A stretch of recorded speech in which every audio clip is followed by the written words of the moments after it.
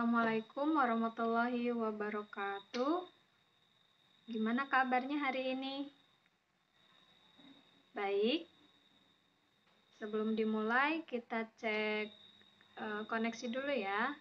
Suara Budi terdengar, Neni?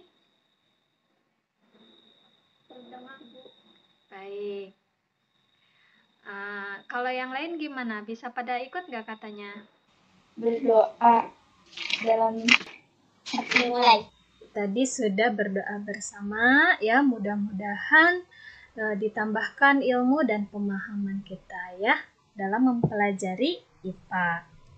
Nah, ingat selalu ya, karena sekarang masih pandemi, untuk selalu melakukan 3M. Ini adalah aturan selama pembelajaran kita hari ini. Hari ini kalian harus semangat belajar demi masa depan kalian. Ingat, sebentar lagi kalian akan ulangan akhir semester. Kalian punya cita-cita ya kan?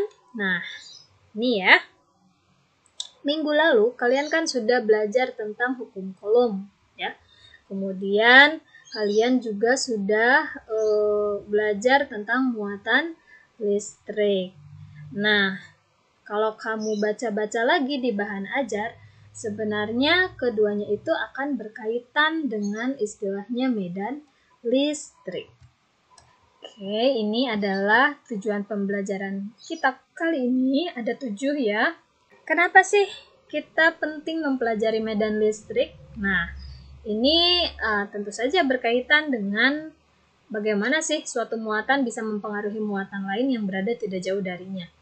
Nah, kamu kan di pertemuan sebelumnya juga sudah tahu ya bahwa manfaat dari mempelajari listrik statis, manfaat dari mempelajari hukum Coulomb, muatan listrik, itu bisa diaplikasikan dalam kehidupan sehari-hari ya. Antara lain di mesin fotokopi ya, dalam menggunakan tinta, semprotan mobil, bahkan penangkal petir. Ini adalah garis besar kegiatan pembelajaran yang akan kalian lakukan. Ini apa sih yang dimaksud dengan medan listrik ya? Ini sudah Budi sampaikan juga di WA group. Ya, kalian mungkin pernah dengar istilah medan tempur. Pernah, Bu. Budi sudah tanyakan juga di WA group. Medan tempur itu kan daerah tempat bertempur ya. Medan di sana berarti daerah. Kira-kira apa yang dimaksud dengan medan listrik? Ada yang mau mengemukakan pendapat? Tempat terjadinya listrik, Bu. Baik, nanti kita cek bersama-sama ya. Nah, ini kurang lebih ya materi secara garis besarnya ya. Ini materi awal.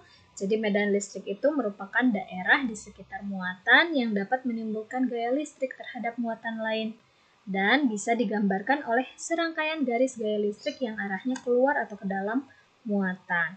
Nah, ini yang akan kalian pelajari ya, arah medan listrik menggunakan pad berjudul Charge and Fields ya, sesuai dengan LKPD. LKPD-nya sudah di-share di WA group. Kemudian link padnya juga ada di dalam LKPD ya, nanti tinggal kalian klik. Nah, kemudian kalian boleh tuliskan jawabannya di kertas ya, karena ini digambar. Udah nanti dikirim fotonya di WA group atau boleh langsung wapri ke Budet ya. Nah, selanjutnya silahkan kalian mengeksplorasi ya konsep tentang arah medan listrik secara mandiri atau berkelompok boleh dengan menggunakan pad. Kemudian jangan lupa nanti ya menganalisis data dibandingkan dengan bahan ajar. Budet akan share juga bahan ajarnya di WA group. Nanti kita ketemu lagi secara sinkron di sini ya melalui Zoom. Silahkan dilanjutkan kegiatannya di WA group. Budet akan pantau kalau ada pertanyaan dan lain sebagainya boleh kalian sampaikan di sana ya.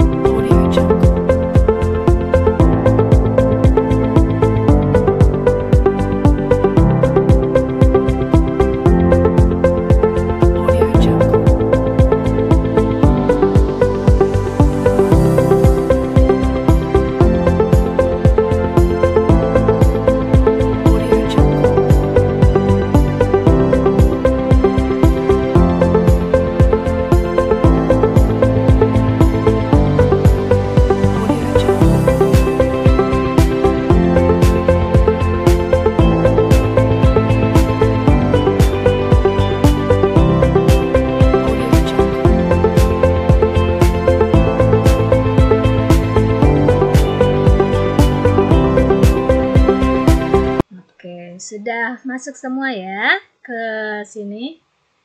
Baik, tadi kalian sudah mencoba simulasi PET ya. Bahkan sudah ada yang mengirim ke Budit ya contohnya.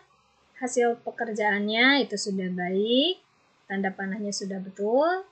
Nah, sekarang coba perhatikan bagaimana nih arah medan listriknya setelah mencoba dengan simulasi PET. Arah medan listrik ya. Kalau yang positif itu arahnya keluar, kalau yang negatif ke dalam. Kalau di satu medanin, jadi saling tarik menarik. Ya. Nah, ini Budit punya muatan, katanya yang satu plus 2 Ki, kalau yang satu lagi min Ki. Mana yang muatan positifnya lebih banyak? Yang plus 2 Ki atau min Ki? Yang plus 2 Ki. Iya, betul ya. Jadi plus 2 Ki ini muatan protonnya lebih banyak. Nah, coba perhatikan jumlah garis gaya listriknya. Bagaimana? Ada perbedaan tidak? Ada, Bu. Bedanya di mana? Di jumlahnya, Bu. Jadi, kalau yang muatan positif 2 Ki ini, garis gaya listriknya lebih banyak. Ternyata, jika suatu benda bermuatan listrik positif ya yang lebih besar atau muatan positifnya lebih banyak, maka medan listriknya juga akan semakin besar. Di ini persamaan ini bisa kalian baca juga ya di bahan ajar, sudah Budit sertakan di sana. Jadi kuat medan listrik itu adalah besaran yang menyatakan gaya kolom per satuan muatan di suatu titik. Jadi jika ada muatan gitu ya, Ki didekati oleh Ki 0, maka kita bisa tulis seperti ini. Atau kuat medan listrik ini bisa kita tuliskan setara dengan konstanta dikali Ki per R kuadrat. Contoh, jadi gaya kolom yang dialami kedua muatan A dan B itu 4 dikali 10 pangkat negatif 4 Newton. Ya. Nah, ini 4-nya bisa kita coret. Kemudian ini negatif pangkat. Tujuan yang lain dengan simulasi PET, kalian itu akan mampu memahami ya atau mengetahui arah dari medan listrik atau garis gaya listrik yang benar. Sekarang, coba dari keempat pilihan ini A, B, C, D, yang mana yang tepat? Tepat adalah yang B.